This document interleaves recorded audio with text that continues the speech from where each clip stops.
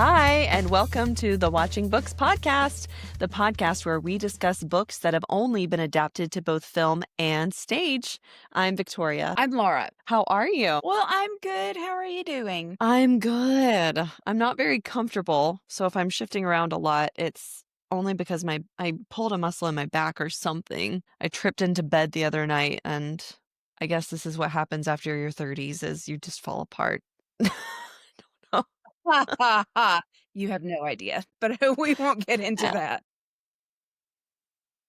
that. I feel like I had an update for you, but I can't remember what it is. Do you have any updates? My life's pretty much the same. I did start watching something though. What did you start watching? Well, I just happened to see it, and it's called Sanditon. It is an unfinished work by Jane Austen, and of course that piqued my interest. Sanditon? Oh, Sandito. and an unfinished work. Right. So I started watching it. Apparently, it's 3 seasons. Season 1 is on Prime, and I think it said it goes off in 4 days, so maybe, like, the end of October, it's done. But I'm watching it going, "This doesn't seem very Jane Austen." There were literal lines taken straight from Pride and Prejudice. There is Hmm. a very Sense and Sensibility feel to it, but I'm also Hmm. seeing Vanity Fair, and I'm seeing War and Peace, and a little of Cranford. Bits and Oh, pieces seem like Jane Austen, but it's very, very different. so Um, Austen with seasonings of Gaskell and Tolstoy and whoever wrote Vanity Fair. yes. It's something Interesting. else, and I only know 2 people in it. The first is Chris Marshall. I only know him from Love Actually. He plays that crazy little guy, Colin, who goes off to America. He was also in that wild version of Dr. Zhivago, but the one with Keira Knightley. I saw that. Who was he? Wasn't he Keira Knightley's husband who was also a villain? It's been so long. I don't And she remember. was like 16. It was such a long time ago. Yeah, I don't I think he remember. was married to her. I think he was her husband. I have to say, it has been very nice watching him in an adult role, a more serious role, instead of that goofy role in Love Actually. So I know him in Sanditon. He has a main role, Mr. Parker. Another one with a main role is Mr. Parker's middle brother. I kept looking at him going, he is so familiar, but I don't know where I know him. And so I finally looked him up on IMDb. He is in a very infamous scene, one episode of Downton Abbey. He plays Mr. Pamuk. Oh, I know exactly who you're talking about. And we're not here to give any spoilers for Downton, so I'm not No, going to. But it is a it's memorable. critical episode of Downton Abbey, which In the first lasts season. So if you're curious, it doesn't take long to get there. no, it's like the 3rd episode maybe of season Second or third 1. episode. It does not take long. Yes. Mr. Pamuk. So it's the only other thing I've ever seen him in. Wow. You know, we're getting closer to Christmas time, Mom, and Love Actually definitely does not fall within the bounds of our podcast framework. But I will just take a moment to say that Love Actually is one of the most problematic movies I've ever seen in my life. And at the same time, it is also weirdly charming despite the problems. And I'm trying to think if there's a single storyline that makes a lick of sense. And I don't think there is. I think no. I take it back. The storyline with Liam Neeson and Thomas Brody Sangster. Yeah. That's the best one. Of all the different vignettes of stories that we see through that movie, that's the best one. Their relationship. Father and stepson. It's wonderful, wonderful relationship. They Yeah. are precious. They portray it very well. It's beautiful. But performances from everyone are stellar. Fantastic performances. I love everyone in the movie. Emma Thompson and Alan Rickman. They're undefeatable. You can't beat either of their performances. in that Mhm. movie. I'm revisiting kind of a comfort series for me. I'm rewatching The Queen's Gambit, starring Anya Oh, Taylor-Joy. yeah. You know how much I love that series, and I've seen it, I don't even know how many times now. I made you and dad watch it. I needed everybody in my life to watch that miniseries when it came out, and I'm rewatching it now because 'cause I'm also following along while there's a channel I like to follow, Bad Medicine. They are watching it now, and it is driving me crazy waiting for them to put out each episode each week as they react to it. So I'm watching it again myself because I just love it so much. So, your dad and I just finished last night Lockerbie. Yeah.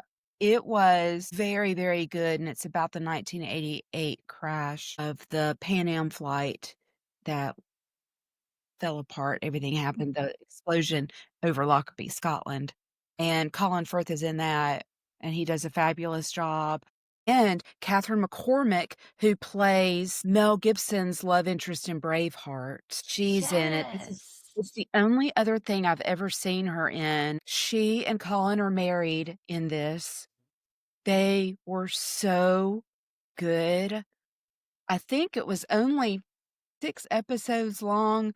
I cried in 4 of them. It Wow. was so emotional. Catherine's performance will break your heart. It Mm. is so beautiful, but it's very depressing, and last night I said, "I've gotta watch something happen." I put in Pride and Prejudice with Colin I Firth. I needed something happy. was about to say that I think Colin Firth is sort of gonna be a staple on this podcast. He's gonna be mentioned a lot. He's a fan Um, favorite.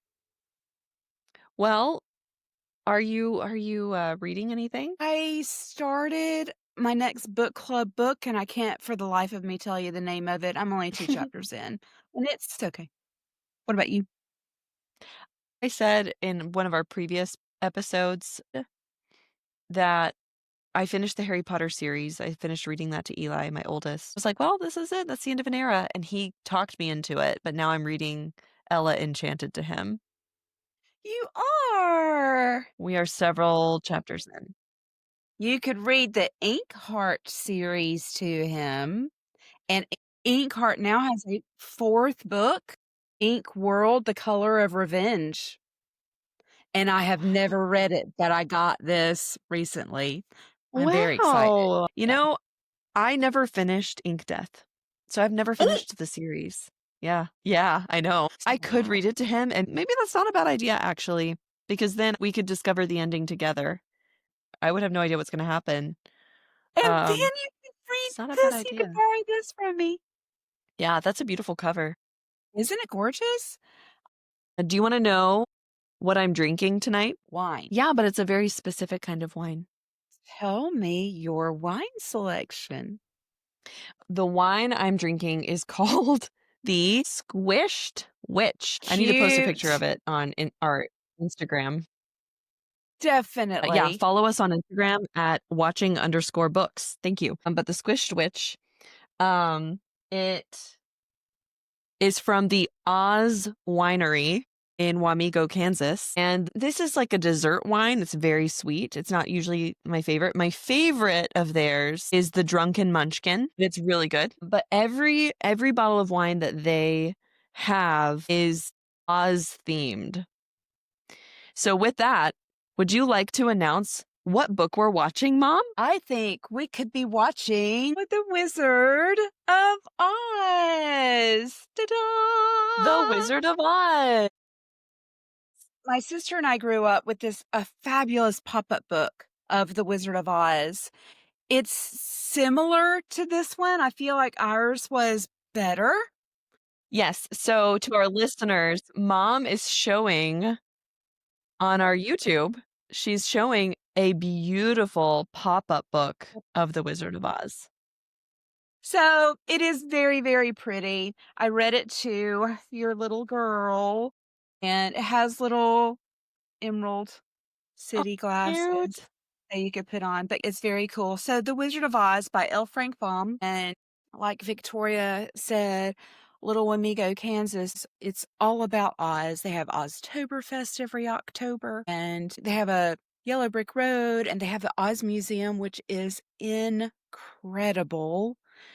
Just a really great little town to Mhm. go to and visit. Yes, and the Oz Yeah. Museum has been recently renovated. It looks so good. I'll It's have to amazing. see it. I'll have to go So, back. to those of you who actually listened to our Sleepy Hollow episode, the Oz Museum is just a couple doors down. It's on the same strip as the theater where I met my husband when we did Sleepy Hollow with mom. All right, so The Wonderful Wizard of Oz. We're just going to think, maybe some people don't actually know what this is. So let me give you just a little recap of what this is about. For everyone listening, we will spoil everything for you. We will spoil this story. We will spoil the movie. We will spoil the show. Everything. This is your spoiler alert. And I think though that so many people have seen this and grown up with it. I know a lot of the younger generation may not have. So this is your chance to perhaps go out and find that movie and watch it because it is absolutely fabulous. So, The Wonderful Wizard of Oz. It is about a young girl named Dorothy, and she lives on a small farm in Kansas with her Aunt Em, Uncle Henry, and her little dog Toto. And one day, a powerful cyclone sweeps across the prairie and carries Dorothy's entire house high into the air. When it finally lands with a crash, she steps outside to find herself in a bright, colorful country, the land of Oz. Her house has come down upon the Wicked Witch of the East, killing her and freeing the Munchkin people from her cruel rule. The Good Witch of the North greets Dorothy and gives her the Dead Witch's magic silver shoes. Dorothy wants nothing more than to return home to Kansas, and the Good Witch tells her the only person who might help her is the Great Wizard of Oz, who lives in the Emerald City. To reach him, Dorothy must follow the yellow brick road. So Dorothy sets out with Toto. Along the way, she meets three unusual companions. First is the Scarecrow. He's hanging from a pole in a cornfield and wishes he had a brain. Then comes the Tin Woodman, rusted still in the forest, who longs for a heart. Finally, the Cowardly Lion joins them, hoping the wizard can give him courage. The four friends travel together, each seeking what they feel they lack. Their journey is long and full of trials. They are attacked by savage wolves, poisonous poppies, and enchanted beasts. But they help one another and press on. When they finally reach the Emerald City, they are each taken separately before the wizard. Strangely, he appears to each of them in a different form. A great head to Dorothy, a lovely woman, a terrible beast, and a ball of fire. The wizard agrees to help them all, but only on one condition. They first must destroy the Wicked Witch of the West. Though frightened, they set out at once. In the western land, the witch sees them coming and tries to stop them. She sends wolves, crows, and winged bees, but each time the travelers defend themselves. Finally, the witch uses her golden cap to summon the winged monkeys, who capture Dorothy and the lion, scatter the scarecrow, and dent the Tin Woodsman. Dorothy is made the witch's slave. The witch is determined to steal her silver shoes, for she knows their power. The witches were sisters, the witch of the west and the witch of the east. When the witch tricks her into losing one shoe, Dorothy's anger flares and she throws a bucket of water at her tormentor. To Dorothy's shock, the wicked witch melts away into nothing but a puddle. Dorothy and her friends rejoice. The Winky people, now free, repair and polish the Tin Woodman, stuff the Scarecrow with fresh straw, and celebrate their freedom. The travelers return to the Emerald City with the witch's golden cap to show they have fulfilled their task.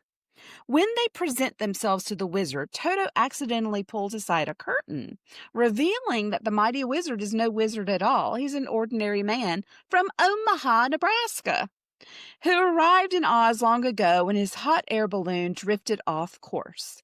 The people thought he was powerful, so he let them believe it. He admits his deception, but tries to help as best he can. He gives the Scarecrow a mixture of bran and pins for brains, the Tin Woodman a silk heart filled with sawdust, and the Lion a drink he calls courage. They are satisfied, realizing they've had the qualities they sought all along. The wizard plans to take Dorothy home in his balloon, but when Toto runs off at the last moment, Dorothy chases him, and the balloon rises without her. Once again, she is stranded in Oz. Determined not to give up, Dorothy sets out with her friends to find the Good Witch of the South, Glinda, who may know another way to help her return home. Their southern journey is full of strange adventures. They pass through a land of porcelain people, fight fierce beasts, and cross a great desert. At last, they reach Glinda's beautiful palace. Glinda welcomes Dorothy kindly and tells her the secret. The silver shoes she has been wearing have the power to carry her anywhere she wishes to go. Dorothy realizes she could have gone home long ago. But she's glad she made the journey and gained so many dear friends. Before leaving, she gives Glinda the golden cap, which Glinda uses to free the winged monkeys forever. The Scarecrow returns to rule the Emerald City, the Tin Woodman becomes Emperor of the Winkies, and the Lion goes back to the forest to lead the animals. Dorothy kisses them all goodbye, clicks the heels of her silver shoes together 3 times, and wishes to go home. Instantly, she is carried through the air, faster and faster, until she opens her eyes and finds herself back in Kansas, standing in the sunshine near the farmhouse with Toto in her arms. She runs to Aunt Em, crying, "I'm so glad to be home again." And that's the story of The Wonderful Wizard of Oz, a tale of courage, friendship, and the discovery that what we seek is often already within us. That's it. That's it That's in a it. nutshell. I want to get my book out, and I have it in this really cool bag. Ta-da! Oh, look at that. What a nice bag. That sure looks like the Watching Books What? podcast logo on your bag. Isn't this a great bag? So, thank you so much to Maisha. She is with Uniqueness in Stitching right out of Clarksville, Tennessee. And she digitized our logo and she embroidered bags for us. So, this is amazing. And I will include her email and her phone number if anybody wants to use her services and see what she does. She also does direct to film printing, and the shirts are amazing. Like my sweatshirt, I can feel my little ghosts, but the direct to film, it looks like something you buy in a store. It is in your shirt. I don't know how it's done, but it's amazing, and she does that too. So shout out to Maisha. Thank you so much. She's so talented. Oh, Very. here's my copy of The Wizard of Oz. So we both showed off our copy on our YouTube page. Yes. To share a tiny tidbit about L. Frank Baum that I failed to do during, you're not going to believe this, Meet Me in St. Louis. Your face says it all. So this is a fact about L. Frank Baum that you did not mention during our Meet Me in St. Louis episode? Yes, this is great. Okay, I'm intrigued. Yes, at the party in Meet Me in St. Louis, Esther asks Tootie if she wants to sing Did You Ever See a Rabbit Climb a Tree? And this is in the book, it's in the musical, and Tootie doesn't want to sing that, but Did You Ever See a Rabbit Climb a Tree was a little poem written by L. Frank Baum, and it was in the Songs of Father Goose. Are you serious? Yeah. So Judy Garland has a tiny little hidden shout out, an Easter egg, if you will, to L. Frank Baum in Meet Me in St. Louis. And that just happened to be that way because it was in the book. But how did you figure that out, is my question. It was the documentary that I watched on the making of Meet Me in St. Louis. Okay, that makes sense. Because I'm a nerd and I like watching all that. Here's a little fun fact about my copy of The Wonderful Wizard of Oz. I don't have the original illustrations in my copy, so for anyone who has never read the book, The Wizard of Oz by L. Frank Baum, There are original illustrations. Mom, do you know who the original illustrator is? Is it W. Denslow? I need to see an illustration and I can tell you. Can you show me? Yes, those look like the original illustrations. So the original illustrator of The Wizard of Oz was who, Mom? W. Denslow. Yes. Wow, he was born in 1856 and died in 1915. I cannot believe how old this book is. The Wizard of Oz was written in 1900. Okay. So it is much older than I realized, actually. Um, and the original 125 years. Yes. And the original illustrator was W. Denslow.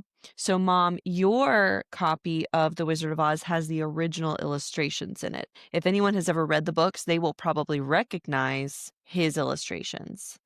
But my copy is the original story by L. Frank Baum, but the illustrations are new.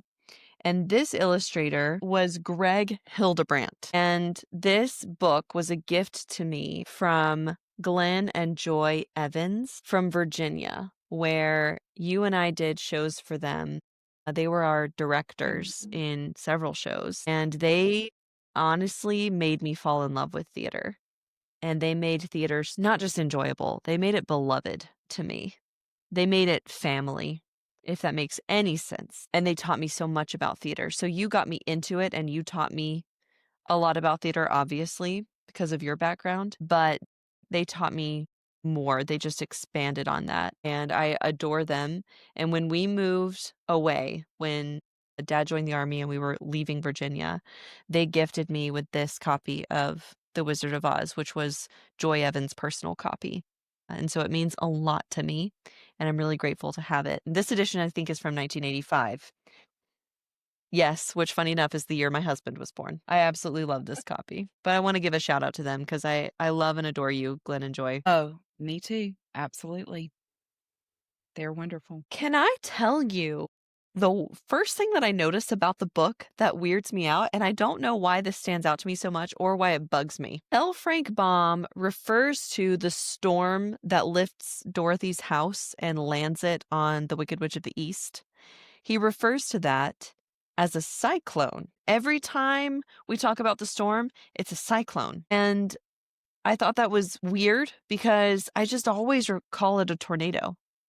And I thought, is there a difference between a cyclone and a tornado? And there is. And what actually lifted Dorothy's house was a tornado, not Mhm. a cyclone. And I know it's a really silly thing to get hung up on, but I'm hung up on it. So what's the difference? What's a cyclone?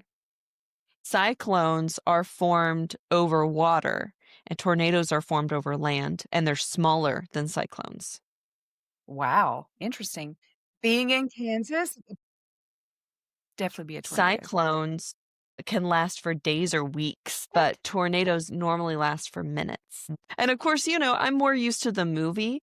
I grew up watching the movie, not reading the book. So It's a watching the twister. movie, I'm It's a used to twister. hearing exactly, it's a twister. It's a twister. That's what I'm used to. Ray Bolger shouting, it's a twister. I grew up watching the movie, of course, and there were no VCRs, there were no DVDs, there was no cable, there was nothing like that. And so The Wizard of Oz was something that came on once a year on television. It was around Christmas time that it would come out every year. And it was so exciting knowing that we would get to see The Wizard of Oz again. We looked forward to that night every year to get to see The Wizard of Oz and to get to see The Sound of Music, both of those. They were huge. And my dad had the most wonderful story about The Wizard of Oz. I'm getting into the movie, but The Wizard of Oz movie came out in 1939. My dad was 9. But what surprised me when I read the the book is so different from the movie. So what's the first thing that stands out to you? All the different characters that we see Silver Shoes, Yes. Okay, that's major. that's big. And we know why they did it. We'll get to that. But the different characters, you don't hear about the Winkies, you don't hear about the porcelain people and some of the other creatures that they meet along the way, you don't hear about those. And so it is so fascinating how Frank Baum created this world with these different lands, and they were all over the rainbow, and that was Yeah. very, very neat to read about. What was your impression? Well, I agree. When you read the book, the world of Oz is so much more expansive than what we see in the movie. And this makes sense because we're just trying to get to the point of the story and we're trying to tell a concise tale. We have limited time with a film, but with a book, it can be as long as you want. And he has the time to expand on the world. And plus, he wrote, gosh, I don't even know how many books there are in the full series of The Wizard of Oz. I know he wrote several books after the first one, and then other people came along after him, including some relatives of his, to continue the series. And so there are more sequels than I even know. His great-grandson, I know, created a children's series, and it was based in the Land of Oz, so that's Roger S. Baum, and I had the honor and privilege of, one Oztoberfest several years ago. Roger and his wife came to Wamego, Kansas, and I was their guide for the few days while they were there. I took them wherever they wanted to go and whatever they wanted to see in the area. We went to the museum, everything. And so it was very, very neat to be able to meet Roger and his wife. I'll have to be sure to put a picture on it so it can be seen on YouTube. But they were very, very sweet. Oh, it's amazing that he had family members who came after him, descendants who would carry on Hmm. the world of Oz and continue his stories. I love that. Hmm. And it is so cool that you met him. Really? No, it I know my husband met some of the actors who played Munchkins in the movie because he grew up in Wamego, Kansas. A funny thing about that is he feels he can't escape Oz no matter where we go. We even went as far as Germany to visit you guys when y'all were stationed there. And even in Germany, we found references to the Wizard of Oz, and you could find Wizard of Oz merchandise there. And he was like, "You've got to be kidding me. I can't get away from it." it's huge. Well, so you mentioned the silver shoes that the Wicked Witch of the East wears and that Dorothy ends up wearing that the Wicked Witch of the West tries to take from her. And the shoes are a huge plot point, clearly. And when we get to the movie, we'll talk about how they were turned into ruby red slippers and why, because we do know why. But if anyone has never read the book and you are only familiar with the movie, it's very surprising to read the book and go, "They're silver?" And then when we fast forward to more modern day retellings of this story, we get Wicked by Gregory Maguire, and once again, the shoes are silver, as they should be. It's not like it's that important, I guess, but there's ruby red slippers have become so iconic that the silver slippers aren't known at all, honestly. We don't think about the silver slippers and think that they really mean anything. When we think Wizard of Oz, we think Dorothy in her blue gingham dress and ruby red slippers. Mhm. That's what everybody thinks of. It is iconic, and I think we'll end up saying that a lot on our podcast because that is iconic. You're right. I think you were wanting to mention something about one of the lands of Oz. One of the lands that I think would have been so neat to see was the land of the porcelain people. Mhm. Maybe that would have been too difficult in 1939, but I really enjoyed that land in the book. These are characters who are small and porcelain. They are breakable, and you have to be very careful with them because they are fragile. But I really enjoyed reading about that land that they go into. They have to cross through that land to get to Glinda's castle. Did any particular land stand out to you? Honestly, no. I think it's other details that stand out to me more. Here's where it's tough. Do I want a movie remaking of the book? No, I really don't. I'm very happy with the movie as it is. I don't think it should be touched. I think the original MGM film is perfect and we should not remake it. However, I think it would be really cool to see some other things, like to see the Tin Man and his story, to see some of the beasts that they have to fight. It would be interesting to see them have to overcome all of the creatures that the Wicked Witch of the West sends their way as the lion, the Tin Man, the Scarecrow, and Dorothy are all trying to get to her castle. She sends wolves and bees after them and something else. There was a third thing. Crows. Crows, Crows. that's right, her crows. So I would like to see that other than just the flying monkeys. In the movie, it's the flying monkeys that have become so iconic and memorable. I really wish that I had written stuff down as I read instead of putting markers, because now I don't know what my markers mean. But you can help me with this. The Tin Woodman wasn't always made of tin. He was a real human man. Mhm. And he was in love with a Munchkin girl who lived with an old woman who didn't want them to be together. So she went to the Wicked Witch who enchanted his axe. And so what happened was he Mhm. was chopping wood and chopped off his arm. Well, someone who works with tin made a new arm for him.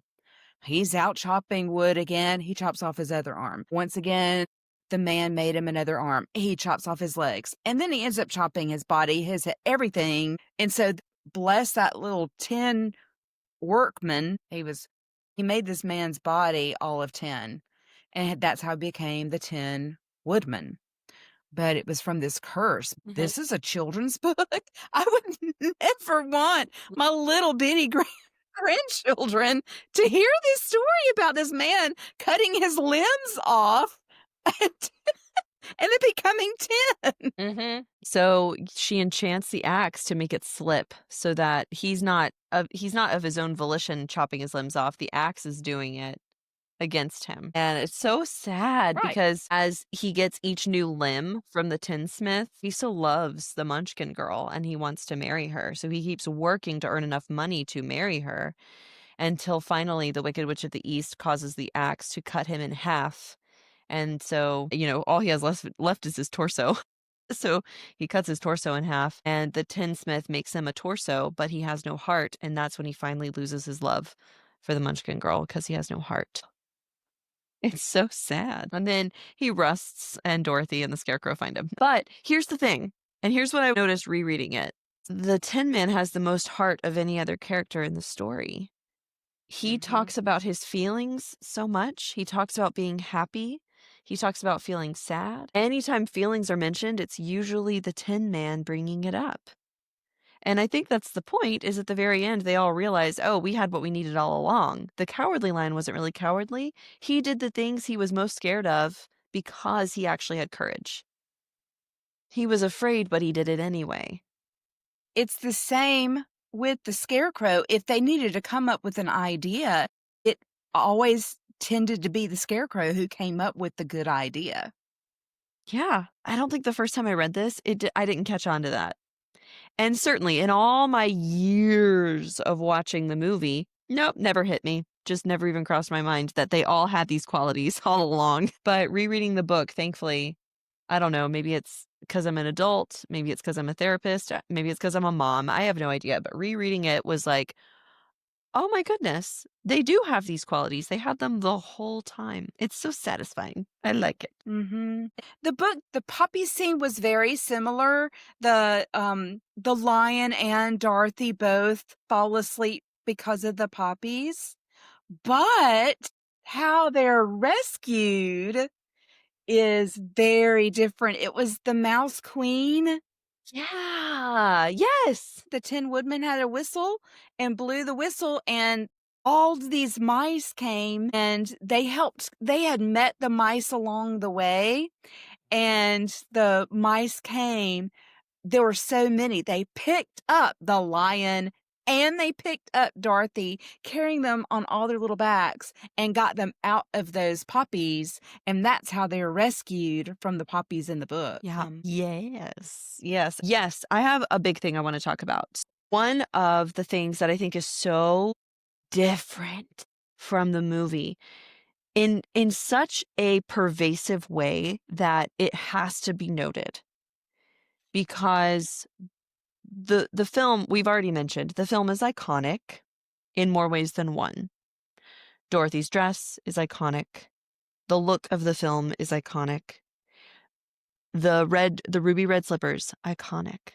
The yellow brick road, iconic. The green Wicked Witch of the West is iconic. Let's talk about how L. Frank Baum describes the Wicked Witch of the West. He describes her as a short, one-eyed old woman with 3 braids of hair and an eye patch over one eye with bushy eyebrows and mismatched clothes. Wow. She has one eye, and that eye has telescopic powers. She could see really far. Who knows if she was green or not? Can you imagine if we saw a version of her with 3 braids, one eye, and an eye patch, and bushy eyebrows, and short? She's short. She's a short old woman. She is not the Elphaba we know, and she does not have a name. She is just the Wicked Witch of the West. Absolutely. I'm about to give a major spoiler to Wicked, which when this is released has not come out in theaters yet. So for anyone who does not want to hear, I highly suggest that you mute me now. The Wicked Witch of the East also does not have a name. So her sister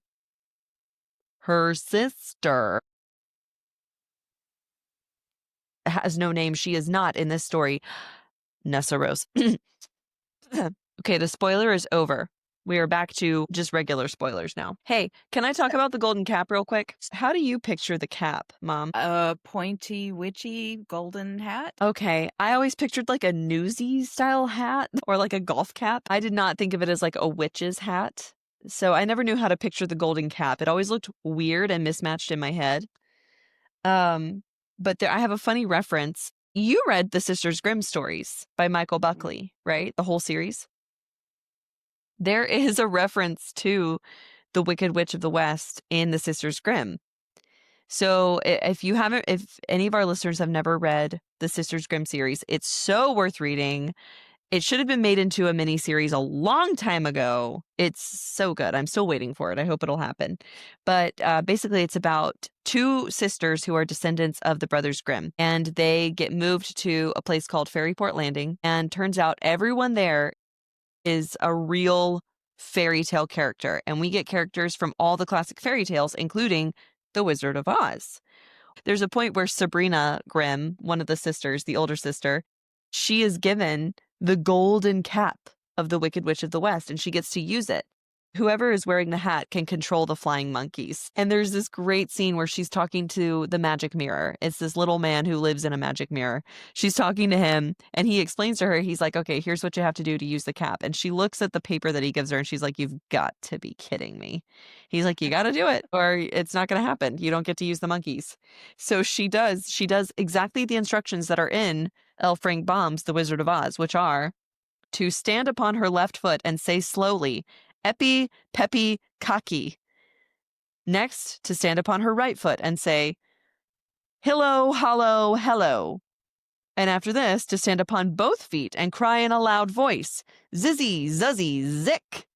And then it works. Then you can control the flying monkeys.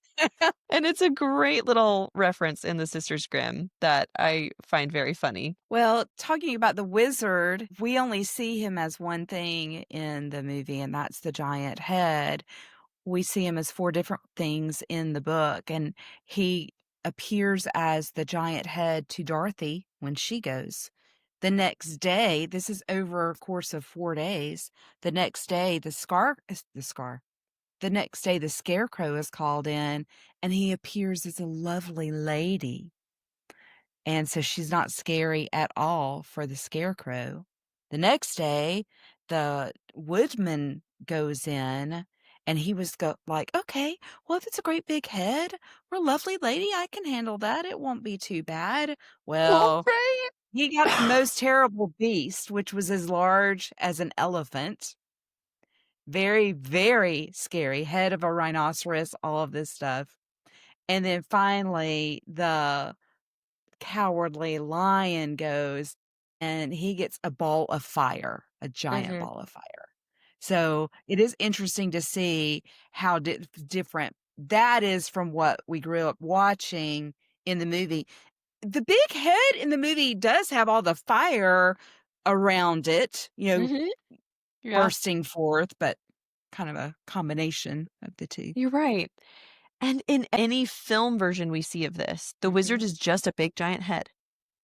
And I wonder why. So in the book, what we don't see in the movie, when they go to Oz, everything's green and it's so bright they are required to wear glasses to protect their eyes. And of course, Mhm. they have green lenses as well, so everything is green. And so that is in the book. We see that in Wicked. We do not see that in the movie, The Wizard of Oz. They don't wear the glasses. That's true. Instead, in the Emerald City, we get a whole little makeover montage. Once they're getting ready to go send Dorothy home, they get their makeup in this. I didn't remember that. Everyone was dressed in green. So this is what's interesting is in the movie, we have the iconic green Wicked Witch of the West. Her skin is green. But in the Emerald City, it's a bunch of white people, but everyone's dressed in green and the whole city is green. In the book, we have the soldier now blew upon a green whistle. And at once a young girl dressed in a pretty green silk gown entered the room. She had lovely green hair and green eyes, and they call her the green girl. But the bed has sheets of green silk, and the tiny fountain in the middle of the room shot a spray of green perfume into the air. There was a green marble basin, beautiful green flowers, green books. The wardrobe had many green dresses that all fit Dorothy. Literally everything is green, including, it seems like, the people, just not the witch. I liked in the television series Once Upon a Time. Oh, If you yeah. work your way into a couple of seasons, the Wicked Witch shows up. She is green, but they have a backstory about how and why she's green. And it's because she was a very jealous person. And I won't spoil why and all of that. She's so jealous, it literally turns her green. Oh my goodness, and that actress, she was so good I loved her. in Once Upon a Time as the Wicked Witch. She's so beautiful. Her eyes, they are so piercingly blue. Her red hair. Mhm. Yes. Zelina. Galena is her name, the Wicked Witch. And the actress's name is Rebecca Mader. And the only other thing I've seen her in is in The Devil Wears Prada. Oh, She yeah! is she is the assistant who holds up the 2 turquoise belts to Meryl Streep and goes, "Ugh, I know, they're so different." Do you know what? I think she's in Lost as well. She's in Lost? Let me see. For some reason, that's in my head. I know Regina from Once Upon a Time is in Lost briefly. Rebecca Mader's in 22 episodes of Lost, and I really liked her in that show as well. Did I have an aneurysm? Huh? 22 episodes is significant. Who was she? What am I missing? You've got to watch Lost again. Yeah, I need to rewatch it. Ray's never seen it. Okay. I think he's seen most of season 1, and that's it. So she is the Wicked Witch in Once Upon a Time, and she's great. She ended up being one of my favorite characters. That's a big statement. I know I got to her storyline. I cannot remember if I completed it. I've never completed Once Upon a Time. I know. You're not Yeah. missing anything after season 6. Season 7 is we won't go there. Those are fighting words, I'm sure, for some of our listeners, Mom. This wonderful world that Frank Baum created stands the test of time. It does. So one big thing, though, Glinda is not the Good Witch of the North, as we're used to from the movie. She's the Good Witch of the South. The Good Witch of the North doesn't even have a name. Nope. We are acquainted with every witch, north, south, east, west, in the book, not in the movie. Although technically we're not really acquainted with the Wicked Witch of the East. She's squished. You know, she's our Right. cheers, squished witch. But the Good Witch of the North hangs out with the Munchkins. She's chilling with them. She's described as being very short and homely, and she wears a lot of blue. And she's got a pointed hat, much like our, our stereotypical witch that we often think of. Glinda, the Good Witch of the South, is described as just stunning. She's gorgeous and she's very kind. And I love that she has this big tee-hee moment of like, "Oh, you could have gone home the whole time." Okay, I think that's everything from me for the book.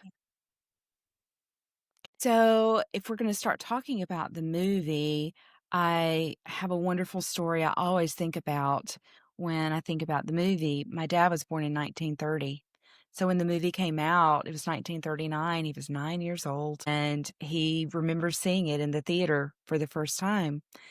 And the movie starts off, it's black and white, and back then, there weren't a whole lot of movies in color yet.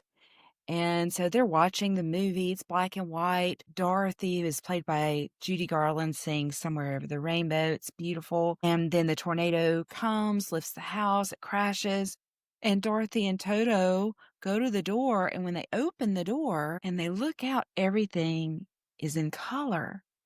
And my dad said the whole auditorium just gasped because it was so beautiful and so vibrant in a world that they had never seen before.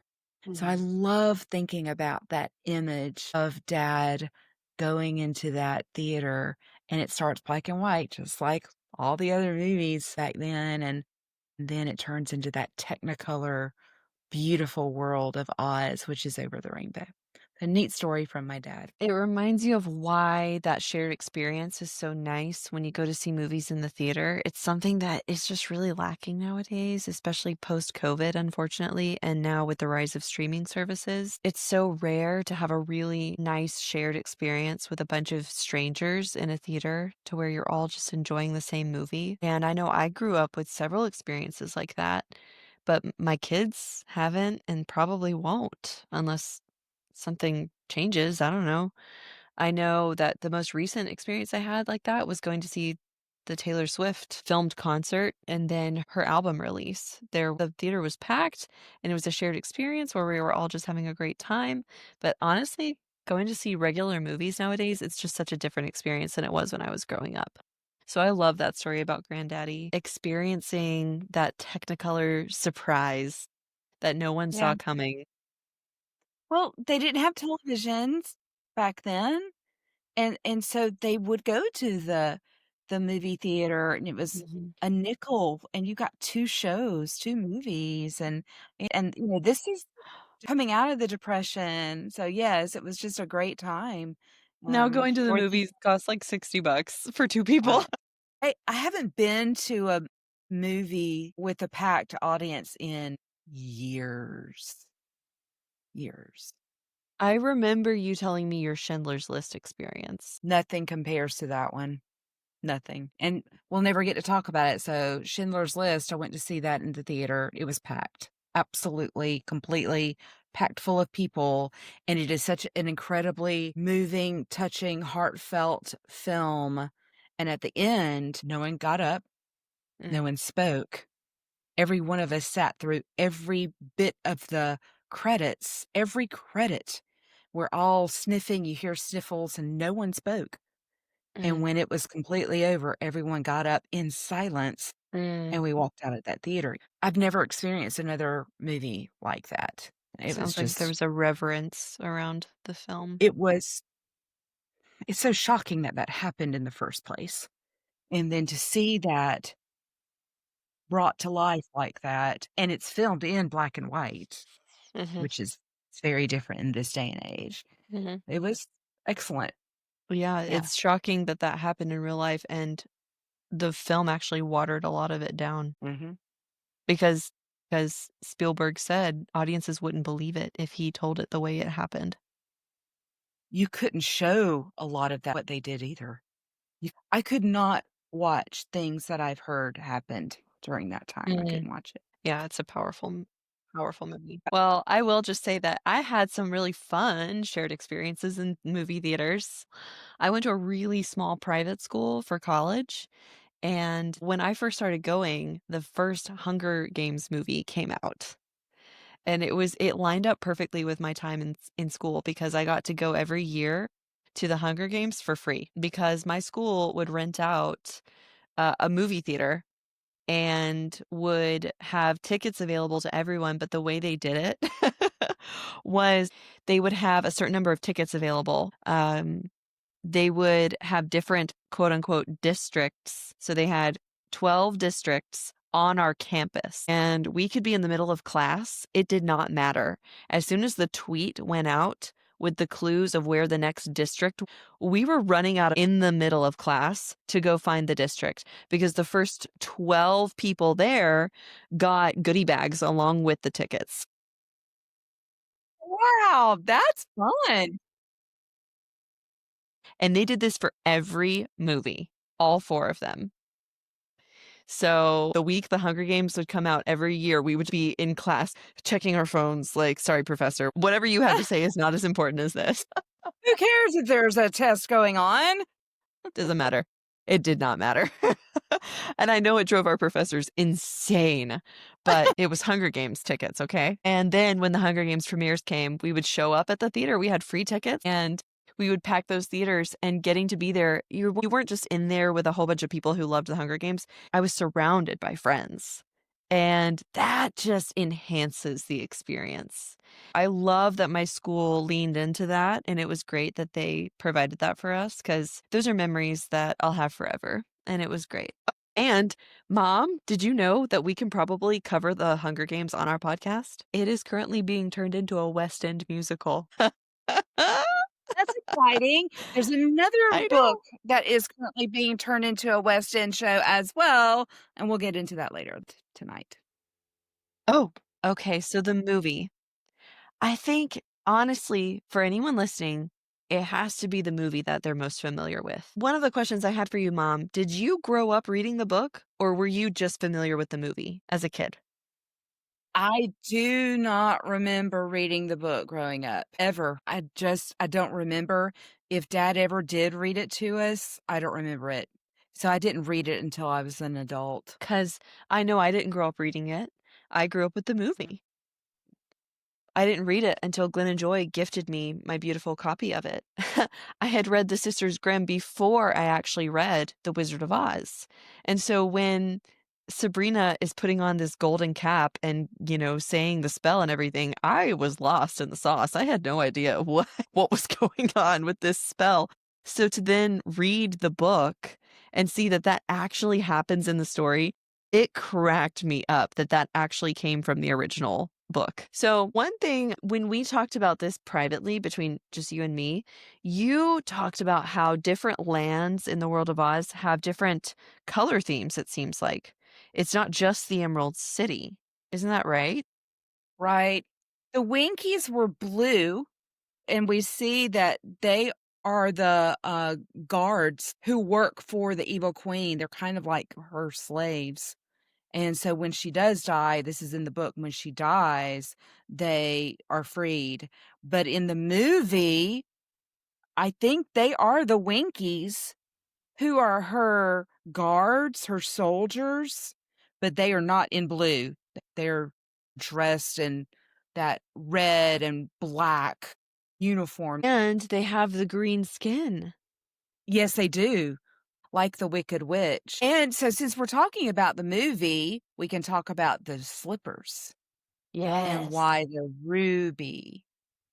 So the silver did not show up well in the Land of Oz in the Technicolor, and they needed to make the shoes a different color so they would stand out better, and they chose the ruby red slippers that were just beautiful. And the tornado scene in the movie is so good. What's amazing is they have a miniature version of how they made that tornado look so real. The miniature's like this big, but they built that tornado and they made it spin. Just the technology that they had at that time, it was so good. That tornado looked fantastic. It would rival tornadoes today that are CGI.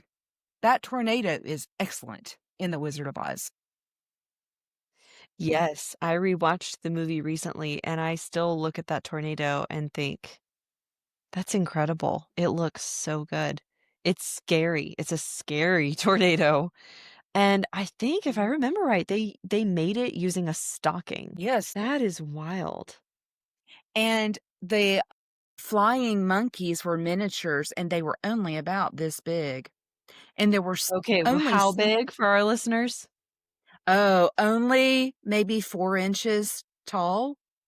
They were very small, and at the Oz Museum in Wamego, I think 3 are left, and they used to have them displayed, but they're really feeling the age, they're really starting to kind of disintegrate, and so I think Oh. last I heard, the last time I was in the museum, they had taken those monkeys out of the museum, but I have pictures of the monkeys, and they are not big at all. It is amazing how they made them. Sure, you can watch and you can tell they may not be that great technologically compared to what we can do Oh, today, but now that is one part where the Wicked Witch is standing at her window going, "Fly, my pretties," or whatever she's saying. "Fly, fly." And you can look in the background and see all the quote unquote monkeys, and they're just stationary. They're just stationary. Basically, they look like cardboard cutouts, honestly. It's just black against a brown background of, what may be sort of flying monkeys moving slowly across the screen. when they go and they're supposed to pick up Dorothy, and they pick her up and they're showing the monkey carrying her flying in the sky, and you see her little legs just going, "Er, er, and it just Who, looks Dorothy's legs? Dorothy's Okay. legs. When we see the silhouette of them, the small silhouette of them in the sky, yes, and her legs just look like they're moving like robot legs, just back and forth. It was great at that time, and it was scary, and you are Yeah. looking at that witch, those monkeys fly off with Dorothy and Toto. Yeah, it's scary. Yeah, as a child, did I ever question it? Absolutely No, not. no. And So then you you have the kids nowadays, like my son, who is watching Tuck Everlasting and seeing Jesse and Winnie in the river going, "They're not really swimming, they're standing." you do what you It's gotta like do. it's called suspending your disbelief, my child. It's called just enjoying the story.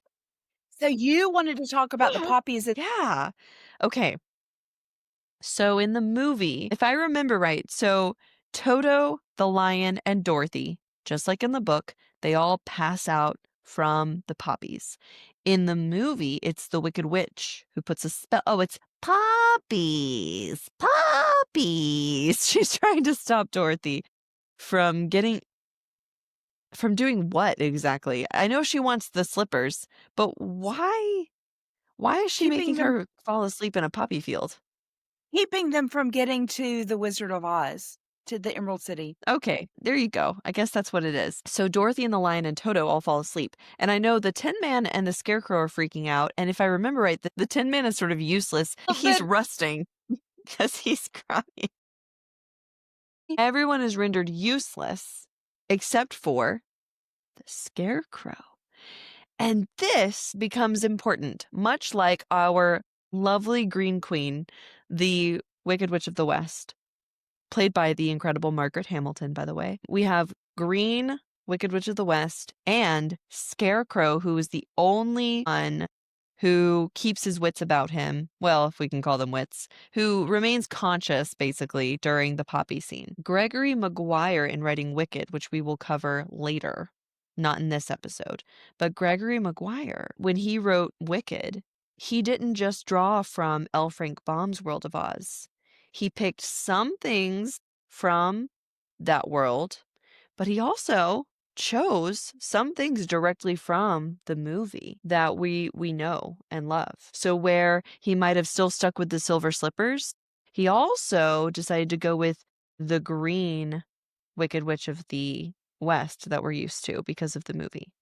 So it's just something interesting. But also another thing that he stuck with was the fact that the Scarecrow is the only one who stayed awake in the poppy fields. well, the Tin Man's awake as well. Yeah, okay. But the Tin Man isn't useful, is the point. And I know that in the book the Scarecrow's not either. But there's a really big hint about this in the first Wicked movie that came out that we'll talk about later. There's only one person other than Elphaba who is not susceptible to the poppy making everyone fall asleep.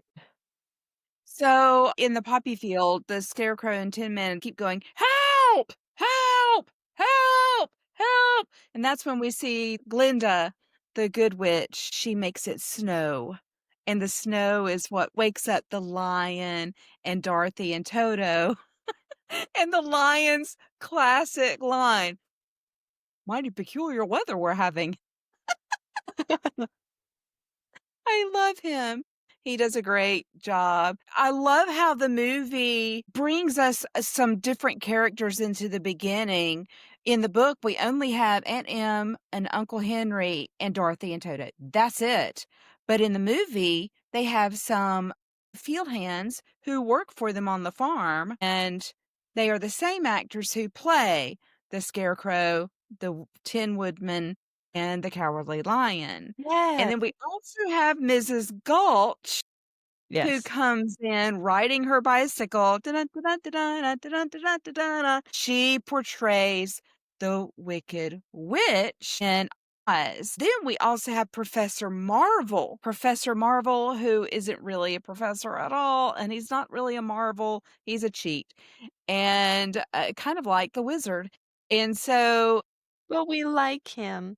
we love him. He's wonderful. But he is Oz in Oz Over the Rainbow. So it's neat to see these actors in the black and white part. They're part of the story. And then when she ends up in Oz, they're in Oz, but they're different characters.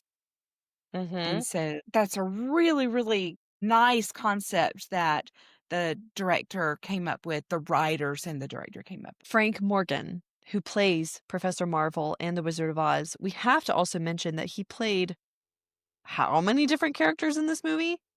So many. The guard at He the door, the Mhm. guard at the gate, the man who drove the horse of different colors. Yes. Yes, so he's at least 5 different characters that I can think of off the top of my head. He's 5 Mhm. different characters in The Wizard of Oz, and all so different.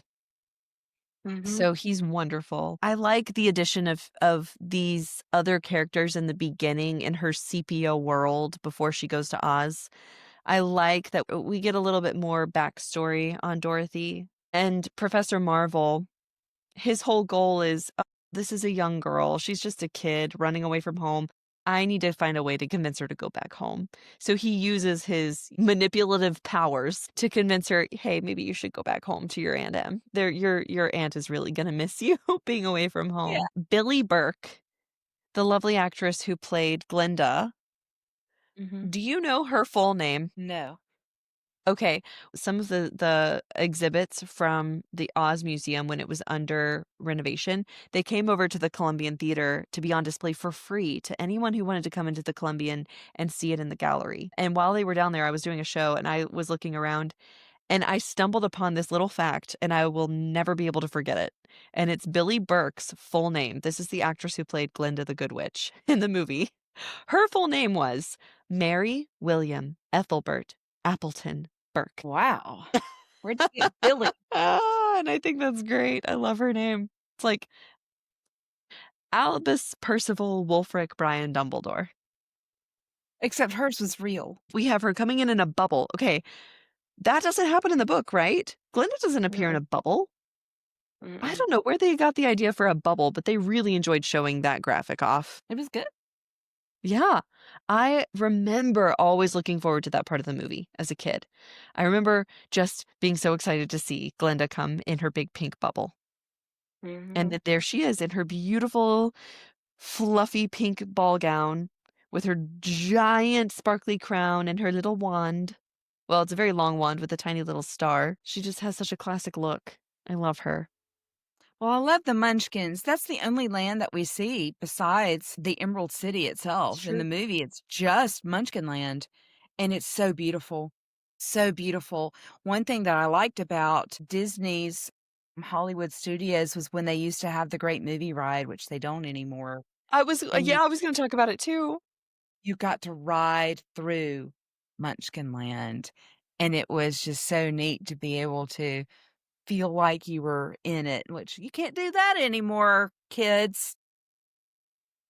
Yeah, when they announced several years ago that they were getting rid of the Great Movie Ride at Disney World, I was devastated because that was one of Yeah. my favorite rides. But I Mhm. guess, people just didn't connect with a lot of those movies anymore. Most of them were classic films. I think one of the newest ones they had, let's see, they had one of the Indiana Jones movies, but they also had, Alien, and I think those were and like the most recent films. those aren't new anymore. Nope, but getting to ride through Munchkinland and to see the animatronics of Glinda and Dorothy and the Wicked Witch come up with all the smoke, and then she disappears. Oh, it was wonderful. Bring back the great movie ride, Disney.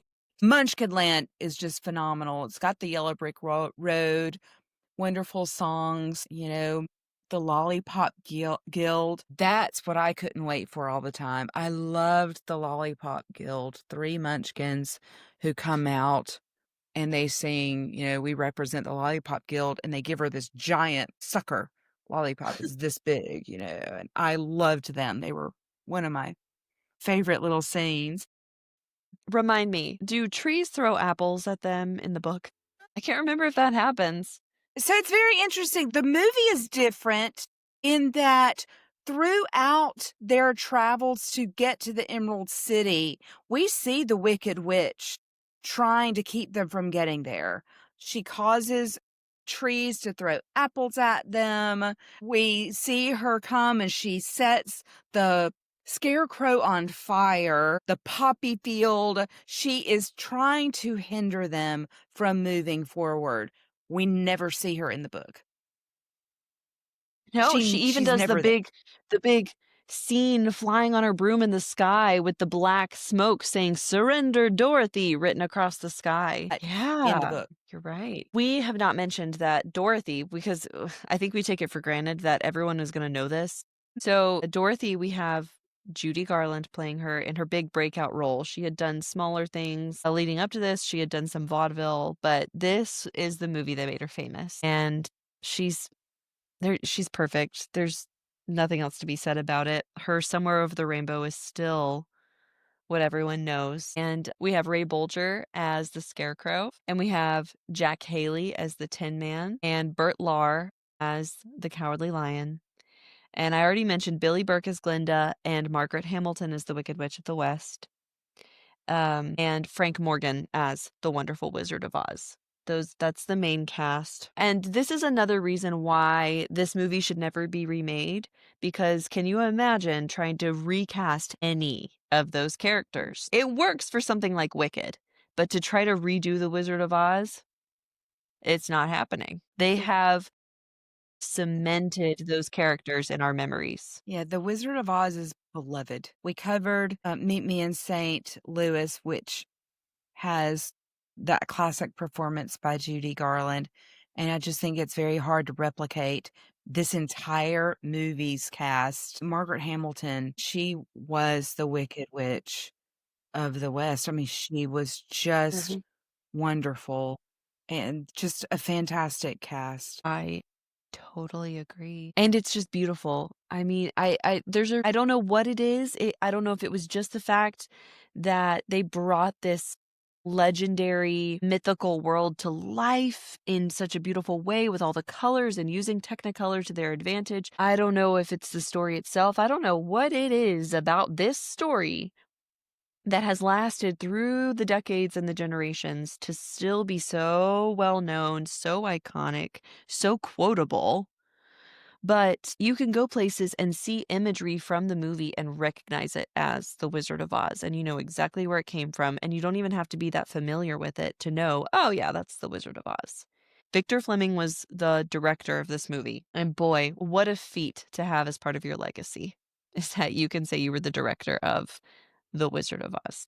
It's funny, and he stood up for Judy Garland when they're going down the yellow brick road and their arms are linked. She's between 2 of these men, and they're skipping along the road, and they tended to kinda squeeze her out, and Mr. Fleming, "Hey, guys, give the little girl some room.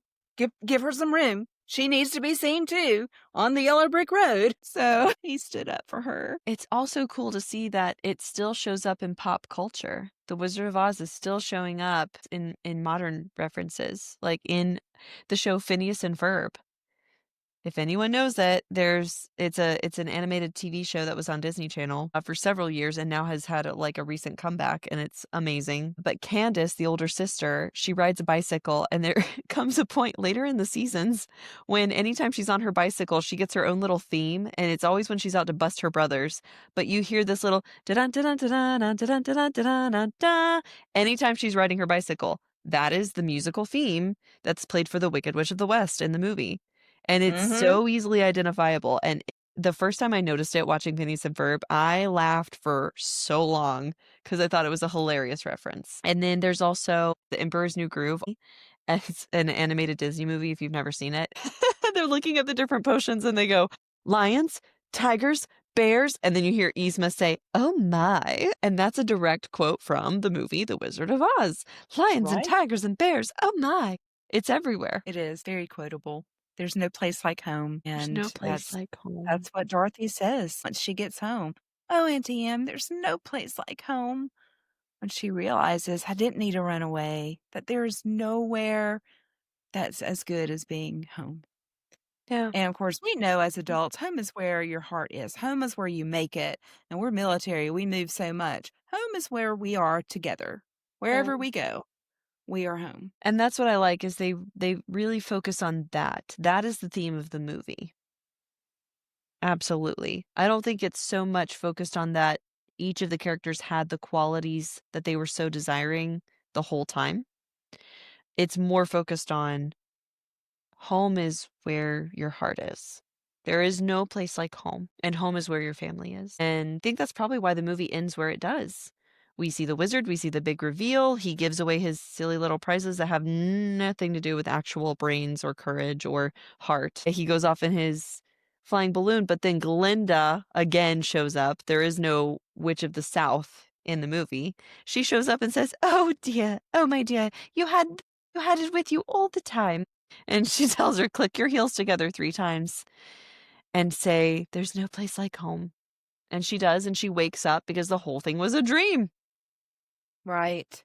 but Right. she's so happy to be home. I've only seen one stage version, and it was very similar to the movie, and it had the same music and stuff from the movie. But what I didn't know was there is a newer version of a musical, which I would love to see. It's from 2011, and Wow. the book was adapted by Andrew Lloyd Webber and What? Jeremy Sims. Andrew Lloyd Webber?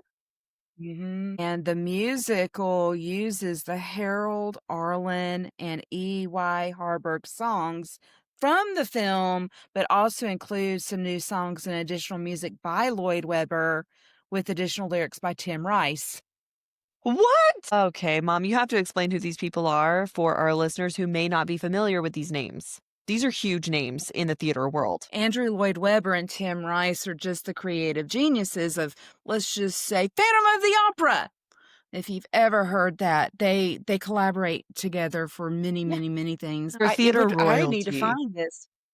They are. I need to find this now, and it's Sir Andrew Lloyd Webber. They do have the iconic songs that we all know and love, "Over the Rainbow," "Ding Dong, the Witch is Dead," "If I Only Had a Brain," "We're Off to See the Wizard," "If I Only Had a Heart," "If I Only Had the Nerve." All of those are the same, "The Merry Old Land of Oz," but they did write other songs to go along with the musical. But yeah, the one that I saw was the music that we're used to, but this is interesting. So the book was published in 1900. They did have the first stage show was a musical. I don't know what the music is, but was a musical in 1902 in Chicago. Wow. It's around Meet Me in St. Louis times. Isn't it? A musical extravaganza. I can't even imagine what the music was. Old Frank Baum wrote some of the lyrics, but a lot of other people did too. It probably came from the book. I don't know what the music would be. But the show I saw, I was the makeup artist for. I did the makeup for the Wicked Witch, the Lion, and the Scarecrow. Oh, that's really cool. I've never seen this done live on stage, which is weird to say because I feel like I have in a weird way. And I think it's because since I've lived in Kansas for 10 years now, I really feel like I've been surrounded by the Wizard of Oz for so long, the whole time I've been here because of Wamego, Kansas, where my husband's from, and because I've done so much theater in that area. We do not live in Wamego, but Wamego really leans into the Wizard of Oz, as they should. It's such a perfect little town for it. The city playground is called the Emerald City Playground, and the big structure that the kids can play on is green, and it's looks like the Emerald City. There is a little yellow brick road you can walk down that's off of Main Street, and you get to see as you walk down it, you see murals painted by local artists that Yeah. depict the illustrations from the book. There's the Oz Museum, there's everything on Main Street, or most of the businesses on Main Street have, which is actually Lincoln Street, but is their Main Street. They have names that are related to Oz. So there's the Emerald Door, there's Oz Winery, where I got the Squished Witch wine that I'm drinking. There's Poppy Teas, I think. When you exit the interstate to go to Wamego, the road that you're on is actually called the Road to Oz. Yes. And their main water tower is painted to look like a giant hot air balloon. Yeah. It's So won it's a lot of awards. fun. Yes, it has. And they just fully embrace the land of Oz. And they have Oztoberfest every year. It's the first Saturday of October every year. And it's so much fun. The Wizard of Oz is such a special book that we're gonna spend a month in Oz because there have been things that Yay! have branched off because of this book and L. Frank Baum's world. It is so important in our history of literature and stage and film. So we are going to be spending a month in this wonderful land of Oz, and we're looking forward to it. The wonderful land of Oz. I have a couple of questions for you. Which version, book, movie, or stage, do you prefer? Well, I have to say the movie because that's what I grew up with. It's what I So know. movie trumps Except book? I yes, the movie trumps the book because 1, I like music, and 2, Judy Garland was phenomenal, and if I could add anything, I would add the little porcelain people. Mhm. I loved them Mhm. in the book. Yeah, and I think I should say we are aware. Trust me, for all of you who are screaming at us from your homes right now, we are aware that there are other films that exist. Like we know that there's Return to Oz. We know. We don't like it. We don't care. We're And if not you want talking about it. to rip us apart for that in the comments, please do so. We would love that. Please go ahead and let us know why we need to give that a chance. And if there's enough people who think that we should cover that film, okay, fine, we will. Maybe we'll post something special for that. But there's going to have to be a significant amount of you who really want us to cover Return to Oz and also Oz the Great and Powerful, starring James Franco and Michelle Williams Yeah, no. and Rachel Weisz and Mila Kunis. It's a fantastic cast. Not gonna deny it. It was a terrible movie. That's that's a fully subjective statement. You are allowed to disagree. Please disagree in the comments. Well, Go I for it. agree with you. It was horrible. I did not enjoy it. But I will say, Mom, to your point about the porcelain people, the porcelain people are represented in that movie. I don't That's the remember. only time I've ever seen them. I saw that movie once, and I've wiped it from my mind. It had so much potential, and it just fell flat for me personally. Sort of like The Sorcerer's Apprentice with Nicolas Cage. What a bummer. Again, it had so much promise. Yeah. So, yes, no, trust me, we are aware that these movies exist, and we don't really wanna spend much more time on it than that. However, next week, we will be bringing forward another spinoff from The Wizard of Oz, from the book. It's a spinoff that is so good that we are gonna spend an entire episode on it. Do you wanna Yes. go ahead and say what it is? You might as well. Absolutely, we can. We are gonna be talking about The Wiz. I really look forward to it, and that it's important enough to have its own episode. I totally agree. I'm so excited to talk about The Wiz. So Mhm. excited. So, yeah, don't worry. We're getting there. We think The Wiz deserves its own episode, so we're gonna wait and give it its time because it deserves a lot of time. And if no one has ever heard of The Wiz, what are you doing? Get on it. Well, don't watch one. Well, you'll have to watch the episode to see what you should watch. Be like, "Hey." Be like, Laura, Victoria, why did you tell us to watch this? We don't understand." So, it's gonna be great. Please do all the things. Please remember to if you're watching us on YouTube, thank you so much. We appreciate it. Please remember to like, subscribe, and hit the notification bell. Thanks for listening, and thanks for being a part, and I know it may sound silly, but I get really excited when we get subscribers on YouTube, and we have 17 subscribers now. Yes! Thank you so much. Thanks for subscribing. I hope that, we continue to entertain and give you fun information. Yes, we're so excited. Thank you so much. We have hit over 200 followers on Instagram, and we're really excited about that. We are virtually unknown. We're very private people. And so it's really exciting that we just started out on this little venture and we already have 200 followers on Instagram and we have 17 subscribers on YouTube. That's really, really exciting to us. So thank you so much to those of you that have subscribed and that are listening to us and watching us. We hope you're getting something out of it. And please, if you're watching on YouTube, remember to like, subscribe, and hit the notification bell so that you'll be reminded of anything we drop next. And please remember to follow us on watching_books at Instagram. And mom and I also have our own personal Instagrams that you can easily find if you go to our main watching_books Instagram page. And with that, thanks. We love you guys. Yes, have a wonderful, wonderful week, and come back next week as we watch book. Bye.